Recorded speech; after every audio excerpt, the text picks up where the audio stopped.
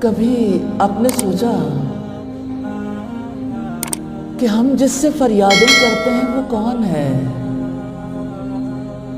یہ کائنات کس کی تخلیق ہے؟ دنیا میں کتنی سرگرمیاں ہیں جس بات کا اعلان کرتی ہیں کہ اس دنیا کا پیدا کرنے والا وہ ہے جو زندہ و جاوید ہے۔ اوپر نظریں اٹھائیں، خلا کی وسعتیں اس حقیقت کو ظاہر کرتی ہیں کہ اس کائنات کا خالق ایک لامحدود ہستی ہے۔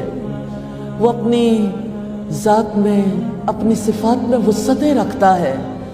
سورج آنکھیں کھولتا ہے تو سب چھپی ہوئی چیزیں دکھائی دینے لگتی ہیں، جو اس چیز کا اظہار کرتی ہیں کہ سورج کا پیدا کرنے والا اپنی آنکھوں سے سارے جہان کو دیکھتا ہے۔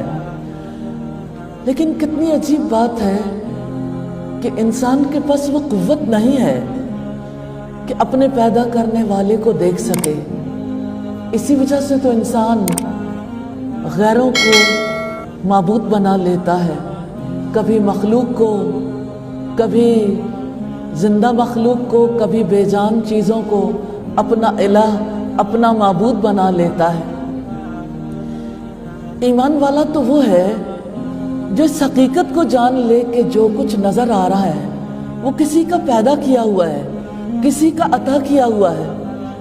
اور ایمان والا تو وہ ہے جو مخلوق کو دیکھ کر خالق کو پالے اور اسے اپنا سب کچھ بنا لے اور اپنے جذبات اس پر نچھاور کر دے۔ ایمان والا تو وہ ہے جو پھولوں کی مہک میں اپنے پیدا کرنے والے کی خوشبو کو پالے، وہ سورج کی روشنی میں اپنے پیدا کرنے والے کے نور کو پالے۔ ایمان والے میں اور ایمان کے بغیر مومن اور غیر مومن میں فرق یہ ہے کہ جس کا ایمان نہیں ہوتا اس کی نظریں اللہ تعالیٰ کے ماں سوا، خالق کے علاوہ مخلوق میں اٹک جاتی ہیں، اور مومن کی نظریں مخلوق سے گزر کر خالق تک پہنچ جاتی ہیں۔ وہ جو کچھ دیکھتا ہے اس کے پار پیدا کرنے والے کو دیکھ لیتا ہے۔ جو ایمان نہیں رکھتا مخلوق کے حسن میں گم ہو جاتا ہے، اور مومن مخلوق میں خالق کے حسن کو دیکھ لیتا ہے اور اپنے آپ کو خالق کے آگے بچھا دیتا ہے۔ حقیقت یہ ہے کہ انسان کے اندر تلاش کا لامتناہی جذبہ ہے، جس کے تحت وہ ہمیشہ تلاش میں رہتا ہے۔ جس کو اس نے نہیں پایا اس کی کوئی کامیابی اس کو مستقل مطمئن نہیں کرتی، اس کی کوئی ناکامی اس کی تلاش کو ہمیشہ کے لیے ختم نہیں کرتی۔ یہ تلاش، یہ طلب اپنے معبود کی طلب ہے، اپنے خالق کی، اپنے رب کی طلب ہے، جس کو پانے کے لیے انسان بے قرار رہتا ہے۔ اس دنیا میں انسان کو جس کی تلاش ہے وہ اس کا خالق، اس کا مالک، اس کا رب ہے۔ انسان کی سب سے بڑی کامیابی یہ ہے کہ وہ اپنے پاس اپنے رب کی موجودگی کو محسوس کر لے۔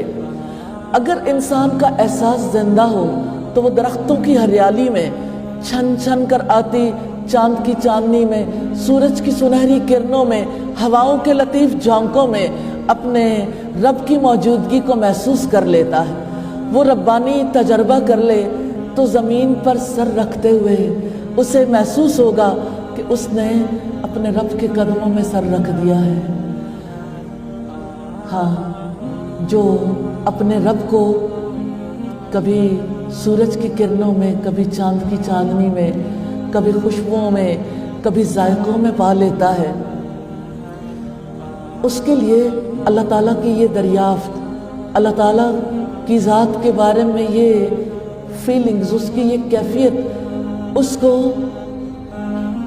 کس مقام پر لے جاتی ہے۔ جانتے ہیں، ایک سجدے میں پڑے ہوئے انسان کو اپنی ذات کو دیکھیں یا کسی اور کو، اس کے بارے میں رب کہتا ہے وَاسْجُدْ وَاقْتَرِبْ، سجدہ کرو اور قریب ہو جاؤ۔ لیکن سجدوں میں کتنا فرق ہے۔ ایک وہ سجدہ ہے جو اللہ تعالیٰ کی ذات کے لیے اس کی پہچان کے بعد ہوتا ہے، اور ایک وہ سجدہ ہے جو یوں ہی عادتاً انسان کر لیتا ہے، या बोझ समझ के या जिम्मेदारी समझ के कर लेता है। इंसान आला और बरतर ज़ात की तलाश में है।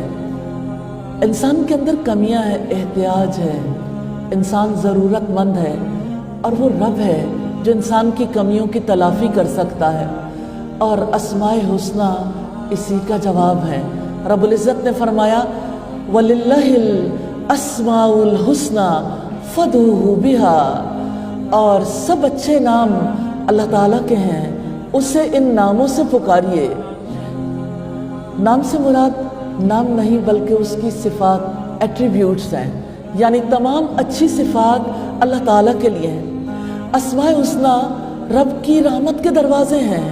अल्लाह ताला ने अपनी किताब में इन दरवाज़ों को खोला है ताकि हम इस रास्ते से गुजर कर अपने रब की रहमतों की दुनिया में पहुंच जाएं। ये अस्माए हुस्ना हमें अपने रब से जोड़ते हैं और दुनिया के अंधेरों से निकाल कर रोशनी में ले आते हैं।